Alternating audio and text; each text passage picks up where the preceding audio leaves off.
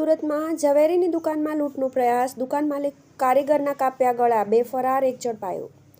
સુરતના ભેસ્તાનમાં ઝવેરીની દુકાનમાં 3 શખ્સોએ ઘૂસીને લૂંટનો પ્રયાસ કર્યો હતો. અચાનક લૂંટારૂ દુકાનમાં આવી પહોંચ્યા. દુકાન માલિક અને કારીગરે પ્રતિકાર કર્યો હતો, જેમાં બંને લોકોના ગળા પર તીક્ષ્ણ હથિયારનો ઘા કરીને લૂંટારૂ ભાગ્યા હતા. જેમાં એક શખ્સને લોકોએ ઝડપી પાડ્યો હતો, જ્યારે દુકાન માલિક અને કારીગરને ગંભીર ઈજા પહોંચતા સારવાર અર્થે હોસ્પિટલ ખસેડવામાં આવ્યા હતા. ઝવેરીની દુકાનમાં 3 લૂંટારૂ ઘૂસી આવ્યા. સુરતના ઉધના નવસારી મેઇન રોડ ઉપર ભેસ્તાન 4 રસ્તા પરની શાંતિનાથ જ્વેલર્સની દુકાનમાં લૂંટનો બનાવ બનવા સામે આવ્યો છે, જેમાં 3 લૂંટારૂઓ બપોરના 2 વાગ્યા આસપાસ તીક્ષ્ણ હથિયાર સાથે દુકાનમાં ઘૂસી આવીને લૂંટનો પ્રયાસ કર્યો હતો. આ દરમિયાન પ્રતિકાર કરતા દુકાનના માલિક અને કારીગર પર લૂંટારૂઓએ છરીના ઘા મારીને ભાગ્યા હતા. સમગ્ર ઘટનામાં બૂમાબૂમ થતાં સ્થાનિક દોડી આવ્યા હતા અને 3માંથી 1 શખ્સને લોકોએ ઝડપી પાડ્યો હતો.